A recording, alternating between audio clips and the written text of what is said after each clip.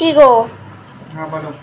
অনেক দিন ধরে না দই বড়া খাওয়ার ইচ্ছা হয়েছে, যাও না গিয়ে একটুখানি নিয়ে আসো না। দই বড়া খাবে? হ্যাঁ। তুমি নিয়ে আসছি দাও। এ নাও বিউলির ডাল আর দই। কেন দই বড়া আনলে না? দই বড়া যা দাম, পকেট পুরো আমার ফাঁকা হয়ে যাবে। ওই জন্য বাড়িতে বানাতে হবে। হ্যাঁ, বাড়িতে কালকে বানিয়ে নিও তুমি। ঠিক আছে, তোমার হাতে দই বড়াটা খুব ভালো লাগে। ঠিক আছে, তাহলে তাই করব। দেখলিনি তো কি বললো, দই বড়া খেতে চাইলাম, বললো বাড়িতে বানিয়ে খাও। দেরি না করে চলে এলাম ডালটা ভেজাতে। ডালটা যদি রাতে না ভেজাই তাহলে পরের দিন ভালোভাবে হবে নাটা। ওই জন্য আগের দিন রাতেই আমি ডালটা ভালো করে 2-3 বার ধুয়ে রেখে দিয়েছিলাম জলে ভিজিয়ে। যতক্ষণ ডালটা ভেজানো থাকবে তত বড়াগুলো সফট হবে। পরের দিন ডালটা আরেকবার ধুয়ে মিক্সিতে মিক্স করে নেবেন। একটু করে জল দেবেন আর একটু করে ডাল দিয়ে ভালো করে মিক্স করে নেবেন।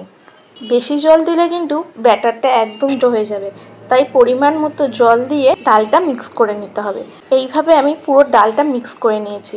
আর লাস্টের যেটুকুনি বেঁচেছিল সেই ডালটার মধ্যে কিছুটা আদা কুচি, 4-5টা লঙ্কা আর কিছুটা নুন দিয়ে ভালো করে মিক্স করে নিয়েছিলাম।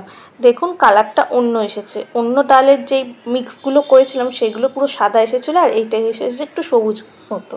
তারপরে 1 চামচের মতো জিরে আর 1 চামচের মতো মৌরি দিয়ে ভালো করে ব্যাটারটা করে নিতে হবে। আর এইটা মিনিমাম 10 মিনিটের মতো করতেই হবে। তারপরে কিছুক্ষণ রেস্টে দিয়ে একটা বোলের মধ্যে জল দিয়ে ব্যাটারটা একটুখানি দেখে নেবেন ফেলে যে জলের মধ্যে ভাসছে কিনা, তাহলেই বুঝে যাবেন ব্যাটারটা রেডি। তারপরে কড়ার মধ্যে আমি কিছুটা জল নিয়ে কিছুটা চিনি নিয়ে আমি একটুখানি শিরা করতে দিয়েছি। এই চিনির শিরাটা কিসের কাজে লাগবে সেটা আপনারা পরেই বুঝতে পারবেন। তারপর কড়ায় বেশি করে সাদা তেল দিয়ে কিছুক্ষণ গরম হতে দিতে হবে। যখন তেলটা গরম হয়ে যাবে তখন পেঁয়াজটা হাতের মধ্যে একটু একটু করে নিয়ে তেলের মধ্যে ছাড়তে হবে। এই দেখুন কি সুন্দর বড়াগুলো উল্টে যাচ্ছে।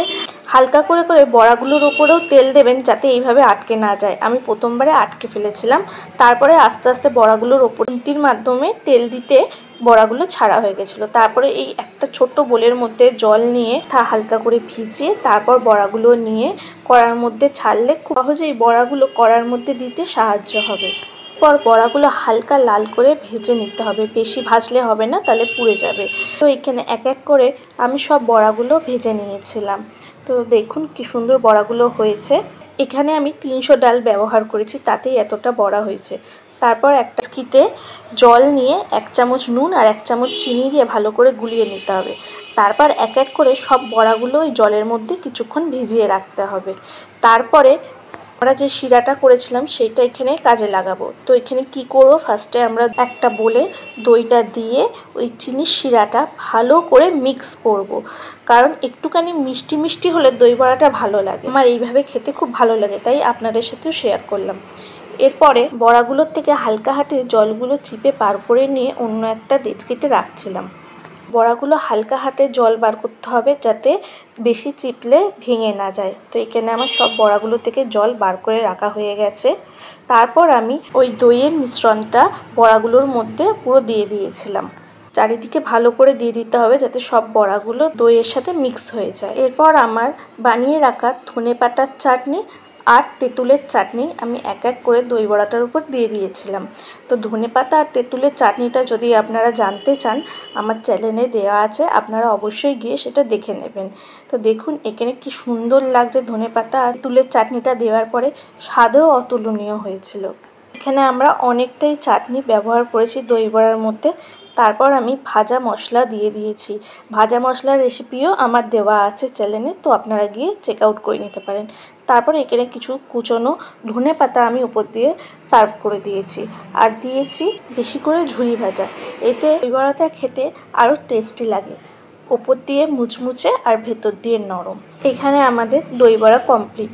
আপনাদের যদি এই ভিডিওটা ভালো লেগে থাকে অবশ্যই একটা লাইক কমেন্ট শেয়ার করে দেবেন আর চ্যানেলটা সাবস্ক্রাইব করে দেবেন। ফেসবুক থেকে হলে অবশ্যই চ্যানেলটা ফলো করবেন আর কমেন্টে জানাবেন রেসিপিটা কেমন লাগলো। আজকের জন্য এখানেই, দেখা হচ্ছে নেক্সট ভিডিওতে। টাটা, সবাই ভালো থাকবেন, সুস্থ থাকবেন।